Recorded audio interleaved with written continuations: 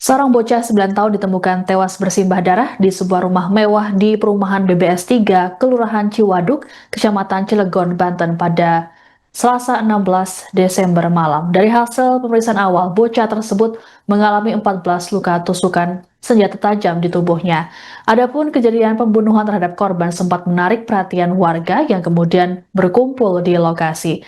Selengkapnya mengenai informasi ini akan dilaporkan oleh jurnalis Tribun Banten, Muhammad Ukel. Selamat siang, Ukel. Bisa dilaporkan bagaimana awal mula penemuan jasad korban di rumah tersebut? Ya, selamat siang, Siska, dan Tribuners dimanapun Anda berada. Saat ini saya sedang berada di tempat rumah mewah yang menjadi lokasi kejadian dugaan perampokan disertai pembunuhan. Nah, peristiwa tragis itu menimpa seorang bocah laki-laki berusia 9 tahun berinisial MAHM, siswa kelas 4 SD di Kota Cilegon. Ia ditemukan meninggal dunia dengan sejumlah luka tusukan di dalam rumahnya di BBS Kelurahan Ciwaduk, Kecamatan Cilegon, Kota Cilegon. Berdasarkan data yang dihimpun Tribun Banten, peristiwa tersebut pertama kali diketahui oleh adik dari korban, yakni berinisial D, yang ketika itu sedang berada di dalam rumah bersama korban. Saat itu kemudian D menghubungi ayahnya yang bernama Haji Mamal dengan kondisi suara panik, berteriak meminta tolong agar ayahnya pulang. Saat itu ayah korban sedang bekerja di daerah Ciwandan. Kemudian ayah korban bergegas menuju rumah, dan saat sesudah sampai pada di rumah, ayah korban bernama Haji Maman langsung sontak kaget melihat anaknya yang berusia 8 tahun itu tergeletak bersimbah darah, kan luka tusuk sejumlah 14 luka tusuk, dan saat itu korban sempat dilarikan di rumah sakit Betsaida Kota Cilegon. Namun setibanya di rumah sakit, korban tidak terselamatkan oleh pihak rumah sakit. Begitu rekan Sisika. Baik, Ukel, saat ini Anda sedang berada di rumah tempat kejadian perkara. Bagaimana kondisinya saat ini? Baik, saat ini tepat di pukul 10.43 waktu Indonesia Barat, kondisi rumah mewah yang menjadi lokasi peristiwa perampokan dan pembunuhan ini saat ini kondisinya sepi, hanya ada beberapa orang yang berjaga.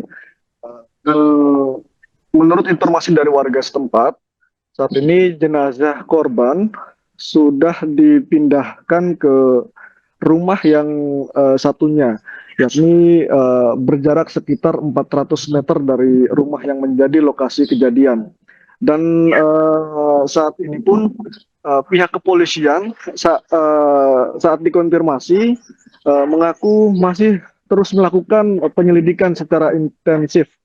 Karena ketika kami mencoba untuk mengkonfirmasi, menanyakan lebih dalam terkait motif dan identitas pelaku, pihak kepolisian saat ini mengaku masih terus mendalami dan belum bisa memberikan keterangan motif ataupun motif ataupun identitas pelaku tersebut. Demikian rekan Siska.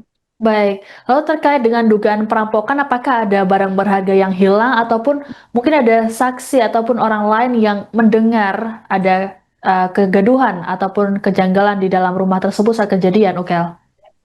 Baik, menurut informasi, ini peristiwa ini terjadi pada Selasa siang sekitar pukul 2 waktu Indonesia Barat.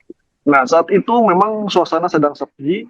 dari penuturan warga pun tidak ada gelagat mencurigakan yang terjadi di rumah mewah tersebut. Saat dikonfirmasi, pihak kepolisian pun menjelaskan bahwa saat dilakukan pemeriksaan tidak ada ditemukan satu barang pun yang ada di dalam rumah yang hilang ataupun yang mengarah pada dugaan terjadinya perampokan. Tetapi barang bukti yang saat ini telah ditemukan oleh pihak kepolisian berupa buku milik korban, kemudian baju yang dikenakan, dan untuk senjata tajam sendiri pihak kepolisian mengaku belum menemukannya di lokasi tersebut. Demikian rekan Susa. Baik, lalu terkait pihak keluarga sendiri, apakah sudah memberikan keterangan resmi terkait dengan kejadian yang menewaskan bocah tersebut, Ukel?